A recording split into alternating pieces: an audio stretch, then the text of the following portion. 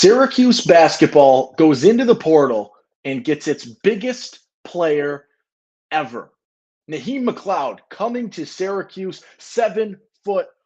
He's the tallest player in Syracuse basketball history. We had him on the podcast last week, and he commits this week. It's a big day. Every time I hop on here, it's a big news day nowadays. We got a lot to talk about. Naheem McLeod coming to Syracuse. Let's get it going on your Locked On Syracuse Monday. Are Locked On Syracuse, your daily podcast on the Syracuse Orange, part of the Locked On Podcast Network. Your team every day.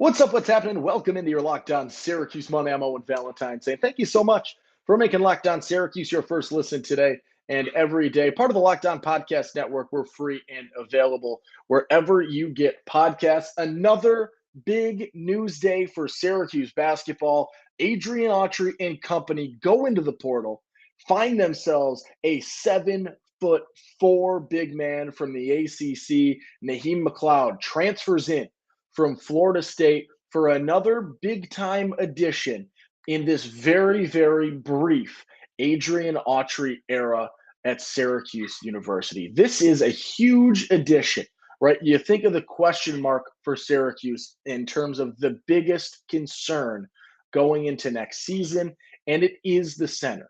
You lose Jesse Edwards in the portal. You've got three guys with pretty inexperienced backgrounds in Monir Hemo, who's come off the bench and had a little bit of sporadic success defensively. You've got a guy in Peter Carey who redshirted last season. We don't know all too much about what he could do. And you've got a true freshman in William Patterson. That's your center group right now. You wanted someone with a little bit more experience, and that is what you get in Nahim McLeod, a guy that has started about half a season in the ACC, a guy who's played 2 seasons, about 10 to 15 minutes a game of ACC basketball as a big. He comes in, and he is now the presumed starting 5 for Syracuse basketball. And that's what we'll get to a little bit later on in the show is what does the starting 5 look like?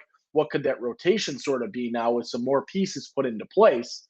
But right now, we got to talk about how big a deal this is for Syracuse basketball.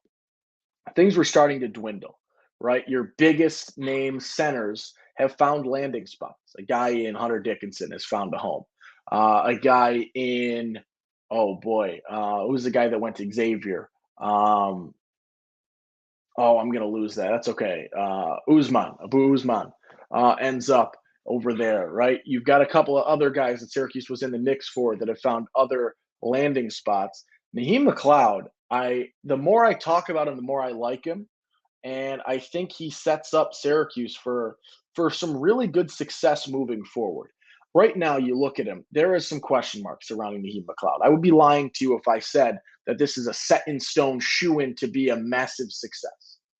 Not necessarily, but I do think that the potential is 1,000% there for him to make a similar jump to what you saw from Jesse Edwards. Maybe not as drastic, maybe not as big of a jump, but I think you can definitely see a huge jump out of Nahim McLeod when you stretch the stat lines out over 40 minutes. They're very comparable to Jesse Edwards. When you look at what he's done on the defensive side of the ball, I'm really excited for that presence. At 7'4", and we've been talking a little bit on Twitter all day, is even though Adrian Autry is transferring away a little bit from the 2-3 zone and mixing in a lot more man, Nahim McLeod is the perfect guy to have at the center of the zone. If you do opt to play some 2-3, which I would assume Autry would mix in occasionally, given the history and given the experience in the 2-3 from the majority of this roster at this point. Maybe you don't, but I think this is a really good opportunity for Syracuse in terms of, if nothing else, a 7'4" presence in the Syracuse defense goes a long way and can be difficult. And when we had Nahim on the podcast last week, he talked about defensively, like just driving at someone who's 7'4" is scary. It's overwhelming. It can get with people and mess with their mindset a little bit and play a massive role in and of itself. And that's what I think you've got on the defensive side from McLeod. I think he's a very good shot blocker. I think he can do a lot. There are some concerns on his mobility in terms of like coming off of a screen, and if he gets screened, or if you have to switch things like that. We'll take a look. We'll see when we know a little bit more. But I think defensively, this is a very comparable player to Jesse Edwards, and I don't think you're taking a hit on the defensive side in switching from Jesse to Nahim McLeod. Maybe you get some growing pains. I don't think that's really the case on the defensive side for McLeod. Offensively, there are some more question marks, and I don't know exactly what to expect offensively. I made the comment that he's a guy that can finish when open, and I think that's accurate. But McLeod, when we talked to him last week, talked about how there is more to his offensive game than that, and that I'm not exactly sure about just yet. I'm not going to say he's wrong. I'm not going to say he's lying. I'm just going to say I want to see it. Right? Go out, show me, please. I'd love to be. I just want to challenge him. Right? I'd love to see what else he has in that bag in terms of post moves, in terms of scoring over people, in terms of being able to score when the defense is a little bit more locked on you. Not to throw a podcast pun out into the open here. I'm curious to see what else is in the tank, because when you look at the highlights, when you look at how he scored at Florida State, a lot of it were those, a dribble drive and a dish to a wide open McLeod for a dunk, or a lob for McLeod for the dunk. And he can do that. And so I'm curious, and the big question mark for me on the offensive side of the ball is what more is there?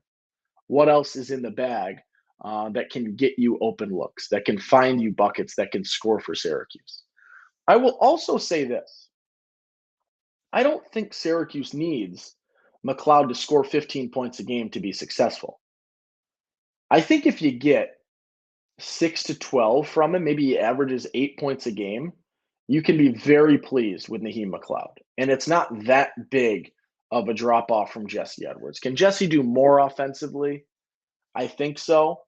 But if you get 8 points a game out of McLeod, I think you're very satisfied. And I think your team as a whole can succeed given that production. If he gets into double figures, I think you're in a really, really good spot, even better. But I don't even think he needs to get there because of the other weapons that Syracuse has brought in, because of some questions, some things of that nature.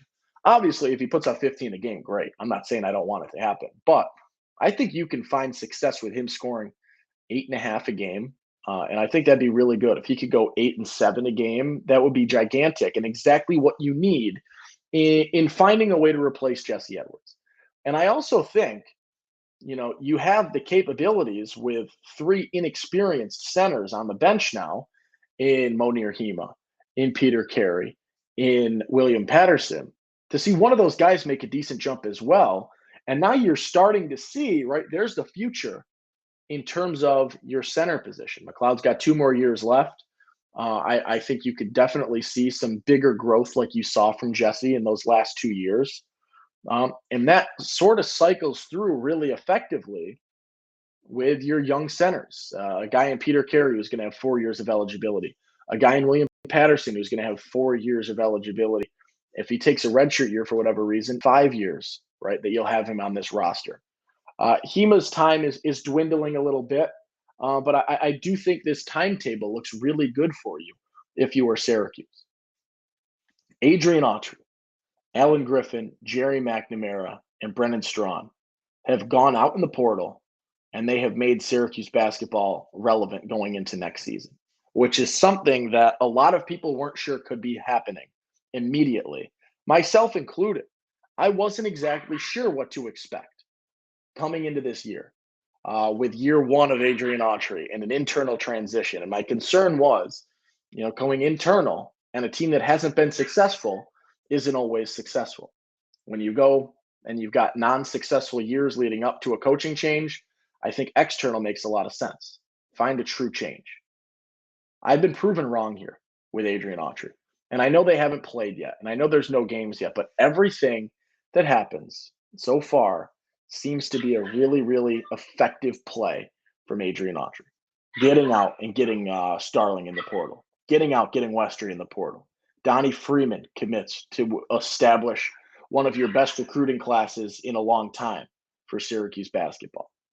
Naheem McLeod, you bring in a guy that you desperately need, a big that has the capabilities to make a jump, and you know what he's going to get. I don't think his floor is that low. I think he's got a pretty established floor. That's Adrian Autry. That's this coaching staff right now. And that is what you are seeing form as the new identity of Syracuse basketball. And I cannot wait to continue seeing what happens with this as the offseason continues, as you've got one or two more scholarship offers or scholarship spots that you can give out, another guy or two that you can find, bring in, and supplement a little bit. We're going to take a break. We're going to hear from our friends at Built Bar. After this, we're going to take a look at what the starting five could be like for Syracuse now that we have this news with McLeod. We're going to take a look at where things go from here in terms of the rotation and maybe look at what you'd like to see from those remaining scholarship possibilities. But until then, let's talk a little bit about Built Bar. If you're looking for a delicious snack but don't want all of the sugars and calories, you got to try the best tasting protein bar ever. It's built. If you're like me and you want to make healthier snack choices, but you don't want to compromise on taste, I've got just the thing for you. Built Bars and Built Puffs. They're healthy. They taste amazing. Seriously, they're so good you won't think they're good for you. You got to try this. And what makes them so good? They're covered in 100% real dark chocolate. That's right. It's real chocolate. They have unbelievable flavors. Churro. Circle this one right here. It's my personal favorite, the peanut butter brownie. And then cookies and cream. I don't know how they do it, but they taste like a candy bar while maintaining amazing macros. 130 calories, only 4 grams of sugar, and a whopping 17 grams of protein. You can get them at Walmart. You can get them at Built.com. You can get them at Sam's Club, and then you can come back here to Locked On Syracuse and thank me right after.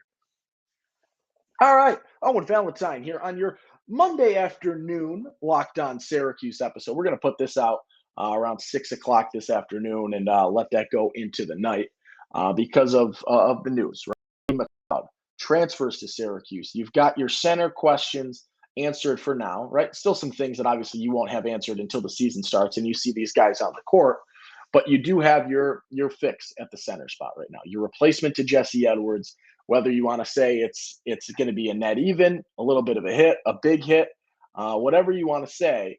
That is up for debate. Throw it in the comments here on YouTube. Tweet at me at LO_Syracuse over in the Twitter sphere.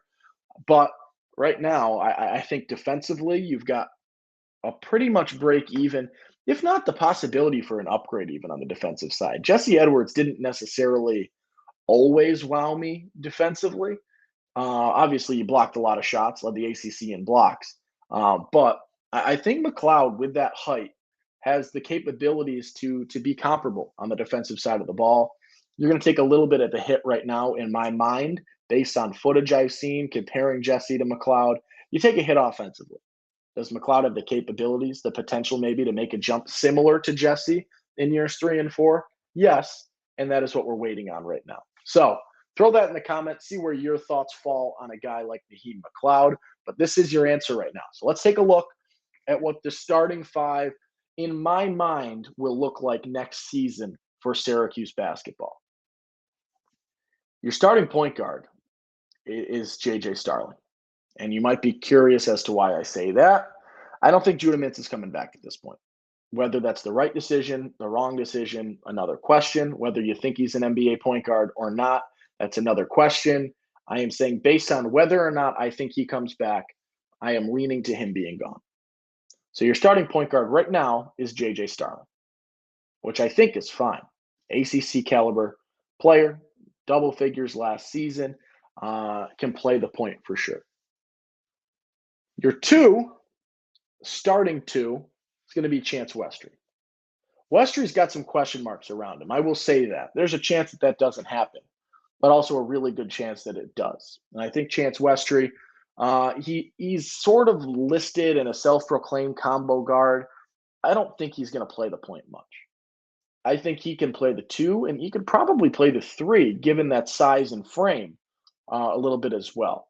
I see him as your starting 2 right now with a guy in – actually, let's hold the bench for a second.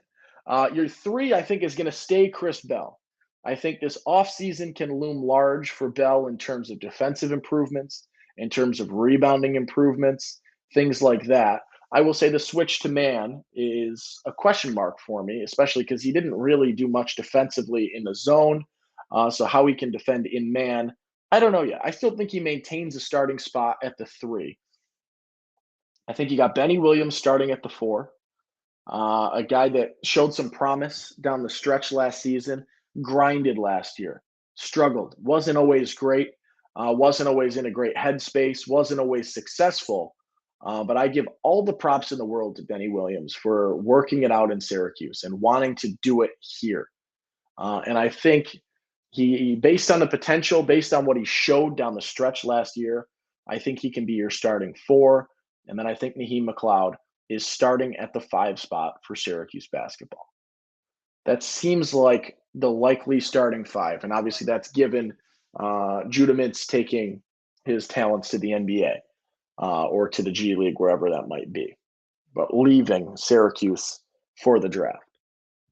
In terms of the bench, I think your 6th man is Justin Taylor. I see him as a guy that can easily sub in at the 2, a guy that can easily sub in at the 3, and could be a part of a smaller lineup if you want to really, really mix things up as well. I think that versatility of him being able to play the guard, play the forward, and be sort of a 2/3 type player is going to allow him to be your 6th man off the bench. There's going to be a lot of effective roles for him, a lot of spots where you're going to want him in there. And you've got that differential a little bit between him and Chris Bell in terms of the type of player they are. Taylor rebounds a lot better. I think Taylor might be a little bit better defensively. Maybe I'm wrong, but I think so. And obviously with 2 guys that are going to be your shooters, they're going to be guys that you want to mix in Chris Bell and Justin Taylor. I also, Benny at the 4, I think is very valuable because JJ and Chance Westry are not necessarily 3-point shooting guys. They can shoot it okay. Neither of them really known for their 3-point shooting. And Benny, albeit with some ups and downs, shot 38% from 3 last season, which is not a bad metric at all, not a bad number at all. And I think that's another reason that easily slots him into the 4 here. I think a guy with a case for your 6th man of the year could be Malik Brown, a guy that can play the 4, a guy that can maybe play the 3, and a guy that many people have theorized and talked about and considered that given the faster style of play that Syracuse is going for, given the man-to-man defense that Syracuse is theoretically going to play, given this newfound style that we're hearing tidbits about from Adrian Autry, Malik Brown can easily play the 5 for a good chunk as well. And I think you're going to see that a decent amount, especially in games where you're not playing Armando Bacot, in games where you're not playing Duke's, forest of 7-footers.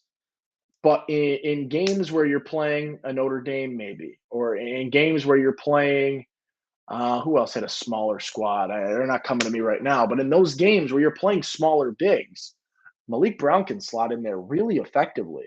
And you can play a smaller, faster lineup and find success in that regard.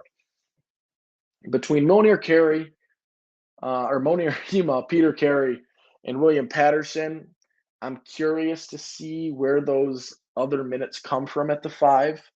I would assume Hema is going to be the guy that gets the most out of that trio, but I could be wrong. I'm big on William Patterson right now after talking to him. I love his mentality. Maybe he can make a jump. I'm not exactly sure. I think Quadir Copeland will get his minutes at the guards and rotating in that regard, especially early on in the season, see what he has to offer. We know the potential is there. We know what he can do. He's a fun player, energetic player. I love that he has that ability to come in and be a spark off the bench, and just the way he plays, his pace, he plays almost a little bit of street ball kind of vibe with some of the passes he makes and some of the ideas that he has and puts into fruition. I think that's something that can be really valuable for Syracuse off the bench this season. Obviously, if Judah stays, I think Judah plays the 1, JJ plays the 2. Westry comes off the bench as your first guard. and Justin Taylor stays more of a forward, would be my guess. But I think the more likely option is Judah leaves, JJ's at the 1, Westry's at the 2, and Justin Taylor sort of bounces back between your 2 and 3. All right. And a little bit more to talk about before we wrap this episode up. And I wanted to close sort of with a look at where things stand right now, scholarship wise. Right, you have 13 scholarships. They have 11 filled. If Judah comes back, that's 12 filled. So right now you have 1 or 2 scholarships remaining. I look at where you'd like to add depth. I look at the 24 class, right? The 24 class has a guard in Elijah Moore coming in, and they have a power forward in Donnie Freeman coming in. I don't think you need to bring in another center right now, necessarily, unless you've got a 5-star guy that's going to come in and be outstanding. I don't necessarily think you need a center right now. And I don't think that's a hot take even remotely. When you've got 4 centers and a guy in Malik Brown that there's a lot of talks about his ability to play the 5 in certain roles. I think you need to find another forward right now. That would help you a lot. I don't have names right now. I can look into that. I think a forward is going to be a very valuable position for you right now, especially a sort of 3 guy. A guy that can shoot, definitely, and that's what I'm saying. So if you're getting 1 guy, maybe it's a forward. If you're getting 2 guys, I'd love to see you get a guard that can shoot the ball. And obviously, it's tough at this point, right? You've got 2 guys that are starting guard caliber, without question. Justin Taylor could start at a guard if you really needed him to. You've got guys that can play the guard. It's a tough sell, right? You want to come in and come off the bench. You want to come into Syracuse and come off the bench. I don't know how many, guys that are clear cut better than JJ, clear cut better than Westry, that you can reach out to right now and have come. But I think you need to add a little bit of shooting. And I don't necessarily know where that comes from. Is it a 3 guy or a 3 that can shoot the ball?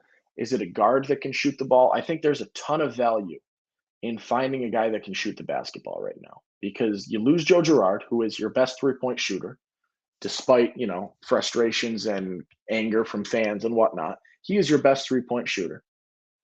JJ Starling, Chance Westry. JJ shot similar from 3 to Judah, maybe a little bit better. Westry was 0 for 14 from 3 last season, was playing hurt, very small sample size, not necessarily indicative, but those numbers aren't great. You got Chris Bell, who we know can shoot a little bit. Benny, who we know can shoot a little bit, but you'd like to see your guards be able to shoot the ball a little bit better. I'd love it if you could go out and find someone, whether it's in the portal, whether it's a very late addition in the 2023 class. There are some guys out there. Obviously, that's a bit more of a long shot at this point in time. But what can you do in terms of filling that final scholarship or 2? Obviously, you can do the nice thing, right? You don't get a guy, you give it to a walk-on. You have that nice reveal where maybe you've got the police officer walks in. He says, "Hey, is so-and-so here? You're wanted for murder." And then they call him out, and he's like, "Just kidding, you're on scholarship." You know those videos, the feel-good ones. Always a little bit of fun. Maybe they're a tearjerker, depending on how you go about doing that. But I'd like to see, and I would much rather, and I think everyone's on the same page as me, I'd love you to go out and find a scholarship player, please. It's going to go a lot further than you being able to do a nice moment. I know it's nice, it's fun, it's great, but go out and find a player. My saving grace right now, you're looking for when this happens, and you're even right now past when Judah committed, and Judah committed really late. The 23 guys are sparse. There's a handful of Canadian players that I think, our boy and friend of the podcast, Justin Knight, would love.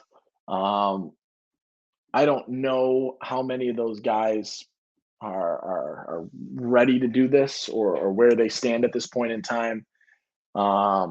Maybe you can find someone in the portal with potential. I'm looking for three-point shooting.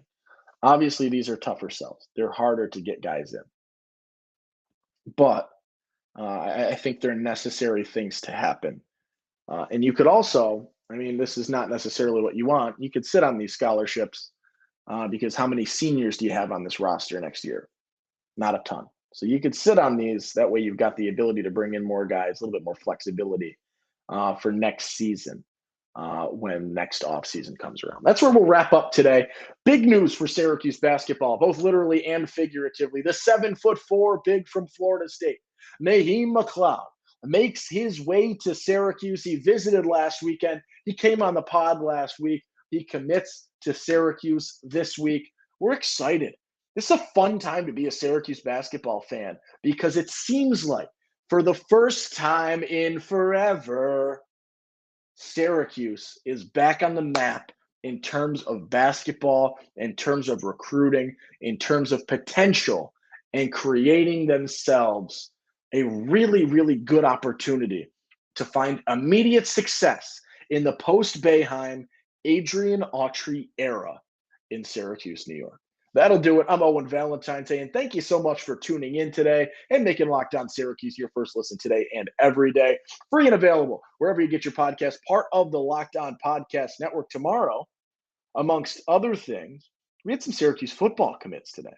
We'll see. We'll break those down a little bit, see what there is to know. Syracuse active in the portal. Really, really active day in the portal. Let's have it a day. Be kind. Make somebody smile today. Do something nice for somebody. Hope everyone had a great Mother's Day. Enjoying the weather. I got a little sunburnt. Can you see my tan lines today from the glasses? If you're on YouTube, maybe you can. If you're on YouTube, please subscribe. Turn the notification bell on. If you're listening wherever you get your podcasts, follow along. Turn those notifications on. Leave a review, please. Go a long way.